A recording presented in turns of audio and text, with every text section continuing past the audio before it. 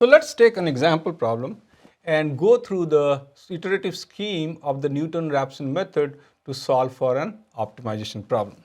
Okay, so let's consider an optimization problem where we are interested in minimizing this function. So our objective problem again is one variable, so we have only x, we do not have other variables, and we are interested in basically minimizing this fx. Okay, and let's say that we started with some initial value which is given by this x1 equal to 1. So this is the initial point that we have raised, and this initial point is basically a random guess, and you can start from any initial point in the overall domain where your overall optimization problem is defined.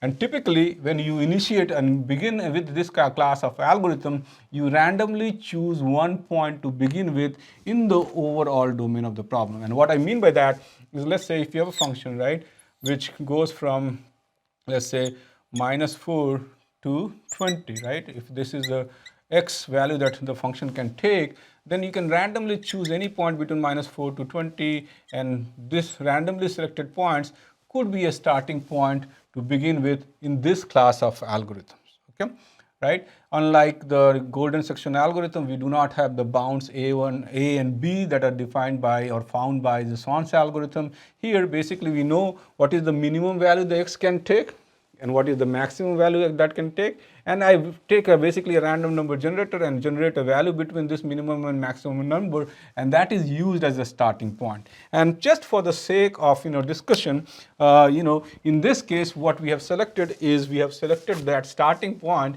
to be 1. So let's say 1 is here, so we selected this point as a starting point for this problem.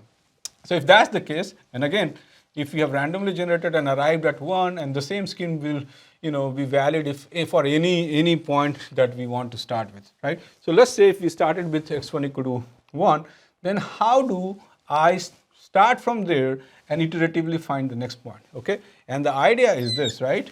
When we have a function, we started with an x1, right? We want to move towards optima, which is right here. We want to move in this direction and find another location x2, which is more closer to the optima, right? And then probably in the next iteration, we want to find it x3, which is more close to the optima, and then iteratively move towards and find this location. Okay, so we will start with x1, and the next step is finding x2, which is probably closer to the optimal point, and that's what we intend. But we have derived the equation that could be used to find x2 from x1, which is a starting point for this algorithm, and this is something that we have discussed previously. So let's use that equation and see how we can do that. Okay, so again, in order for us to use the Newton-Raphson method, we need to know the first derivative, and we also need to know the second derivative. So if we take the first derivative of this function, this will be 4x, right? So that's what this is, 4x, and this will be 1 by x. So if I take a derivative of 1 by x, right, this will be equal to -1 by x square, right?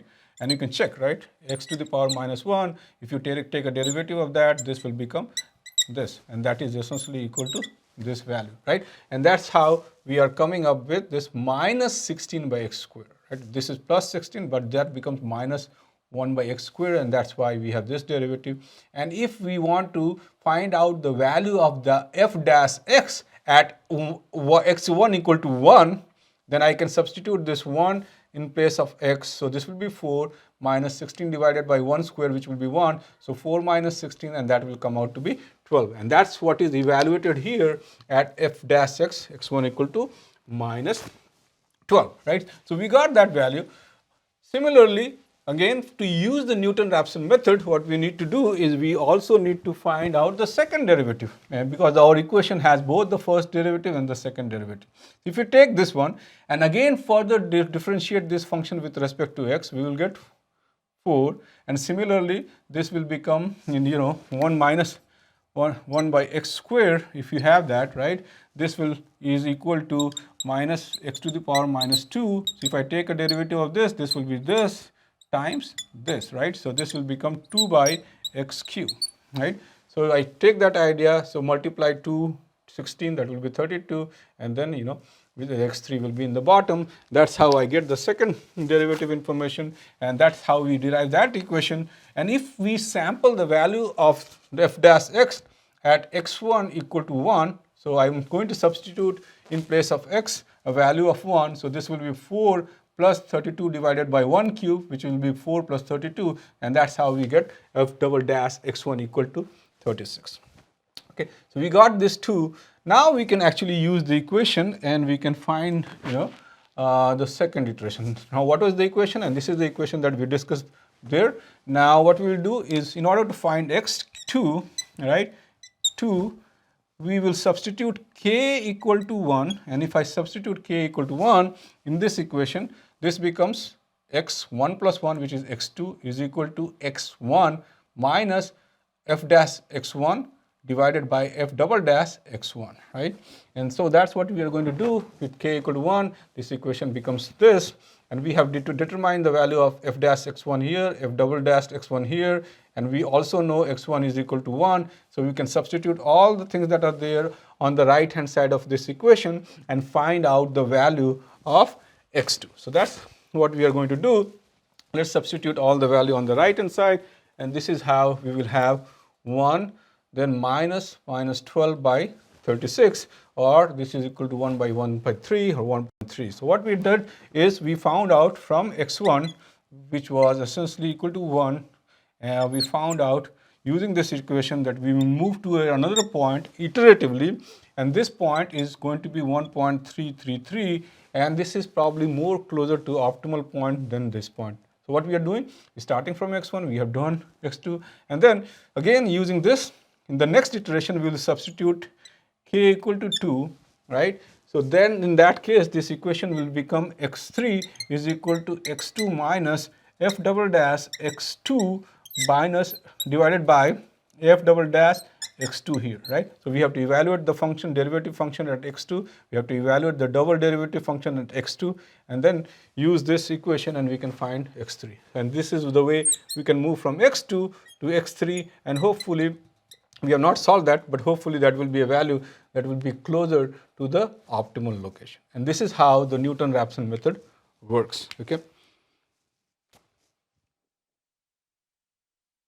So far we have discussed how to iteratively move from x1 to x2 to x3 and so on in a iterative fashion.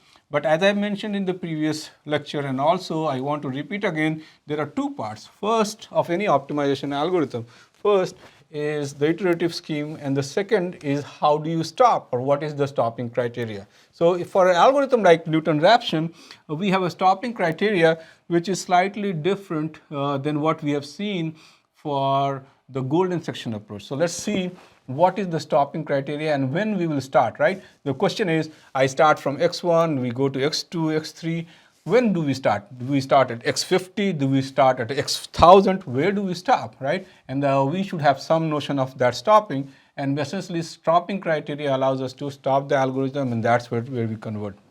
So in case of Newton-Raphson method, the stopping criteria is different than what we have seen in the golden section algorithm. And the stopping criteria is defined by equation like this, where xk plus 1 minus xk, and the absolute value of that has to be less than epsilon, which is a small threshold value. So if this epsilon is a small threshold value, let's say 10 to the power minus 3, what we need to be doing is we need to be checking the differences between each iterative values of x and c, whether the absolute difference between the iterative value is less than this epsilon or not. If it is less than this epsilon, then we will stop. If not, we will continue. And what we have done, let's give an example.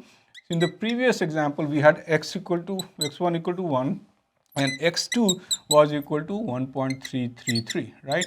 So for that iteration, we need to now also decide, okay, we arrived at x2, shall we stop at x2 or shall we go and find the x3 value, okay? So whether to stop or not will be decided by this equation, which is here. So if I write this equation, at this point of time, this equation will be x2 minus x1. What is the absolute value of that, right? So if I check that absolute value, from the figures that we have here, we will have 1.333, right, minus 1, or 0.333 is the absolute value that you will get out of this equation, right? Now this is greater than the value 10 to the power minus 3, which is basically the epsilon value that we are using for stopping criteria. Since this value 0.333 is greater than 10 to the power 3, we are not going to stop and we are going to find x3. Okay, and that's what we did. But in case if you're moving along and let's say we arrived at the 50th iteration, and if the epsilon value or this absolute value between 50th and 49th iteration x's is less than 10 to the power minus 3, then that's where we will stop, right? So as you can see here, this value is greater than here, so we will not stop, keep on. And in case we will again, in the next step, we will compute x3 minus x2, right? And see whether this is greater than or less than threshold. Similarly, we will compute, if it is greater than threshold, we will compute x4, and then we will compute x4 minus x3. And if hopefully if that is less than 10 to the power minus 3, then we'll stop, and in that case our optimal solution x star is going to be equal to x4. And so this is just an illustrative example to understand how the criteria, stopping criteria works in the Newton-Raphson method. Again, you need every iterative scheme, and you also need a stopping criteria, and typically a stopping criteria like this is used in optimization problem more frequently than the stopping criteria that you have seen in the golden section algorithm. So again, summarizing what we have discussed is we have discussed the the nut and bolts of a Newton-Raphson method, which is a method for solving one variable optimization problem, and you have got an intuitive feel for how that is used.